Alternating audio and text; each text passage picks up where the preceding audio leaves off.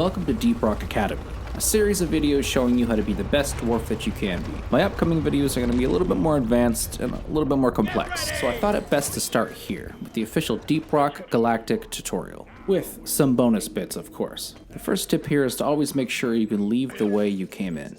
When you have a lethal enemies warning and you're running to the drop pod, you can't afford to be struggling, climbing, or digging. On the higher hazard levels, this alone can get you killed. But if you make sure it's easy to get back the way you came, you won't have that problem. This tutorial is very nostalgic for me. Most of my hours in this game were spent a long time ago, back when this game was still being developed. I only had a few missions to play, and overclocks didn't exist. But for me, I got to experience the game one update at a time, and I think that was better. Playing new mechanics over and over again until the next update was just a better way to learn about this game. Back then the game didn't even have vegetation, 60 frames per second, or even beer. So playing this tutorial has really brought back some great memories. But unfortunately, they really need a better tutorial. Now retrieve the rest of the mo-fuggin and finish the mission. If you forgot something, I don't know how to continue. Oh, this is all I need to know? Okay. For more details. Alright, the manual. Alright, okay, sure, let me just pause and read the Lord of the Rings trilogy before I play this video game. Look, this manual is great and all, but it's not a tutorial. So, with that said, the next part I want to talk about is your settings. Not all of them, of course, but some of them that can actually affect your gameplay. So first up, we have field of view. What I'm going to do is mark the distance from me to this target. It's 10.1 meters. Now if we bump the field of view up to 100, the distance is the same, but the target appears smaller or further away. It's even more obvious when we bump it up to 120. The benefit is that you can see way more around you, but the con is that everything in the center screen appears smaller or further away even though it isn't. So take this red sugar for instance. If you have trouble hitting a target like this, consider lowering your FOV. But be careful because too low of an FOV will make you blind to everything around you. Too high of an FOV and you have to be more precise with your shots. This one is not only preference but also limited to your screen. If you play on a TV that's close to your face, high FOV should be fine. If it's far away, consider something around 100 to 110. Personally, I'm always between 115 to 118. Oh, and I never like camera shake or head bob or motion blur settings in any game I play. I just think it looks cleaner even if it looks less realistic. Now for the UI, which is of course user interface. Your UI scale is basically how large all of these icons are going to be on your screen. I recommend finding your own preferred size based on your screen, much like the FOV. For example, if it was a small desktop, I would not want large icons on my screen. But again, that's all subjective.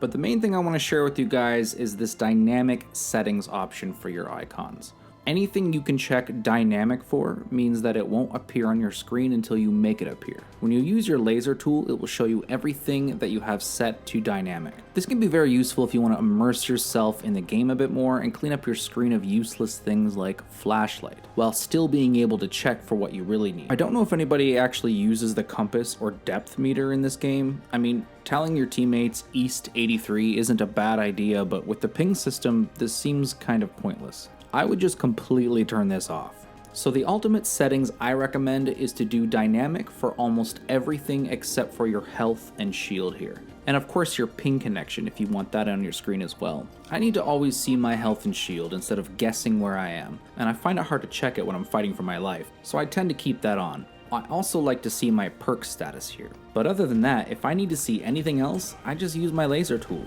This way of playing is so immersive and in my opinion actually enhances my gameplay. But of course, it's going to be different for everybody. Oh, and you can always set everything back to default if you're not digging it.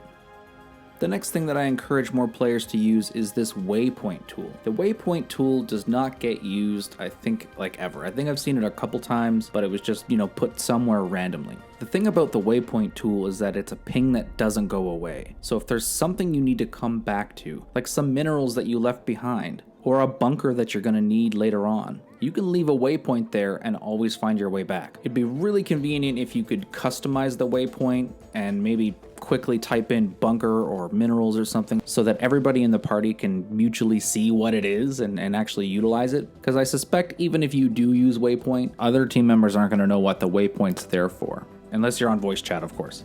But just throwing out my opinion, I think it is something that does have its uses here and there and doesn't really get used.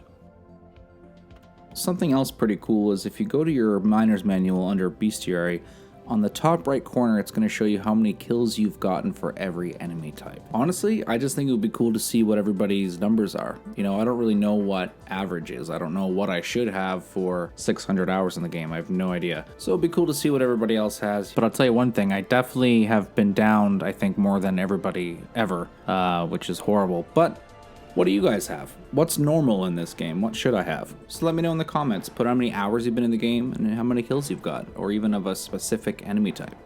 Alright guys, my next group of videos is a masterclass on mastering your class. In order to do that, you're going to need your overclocks.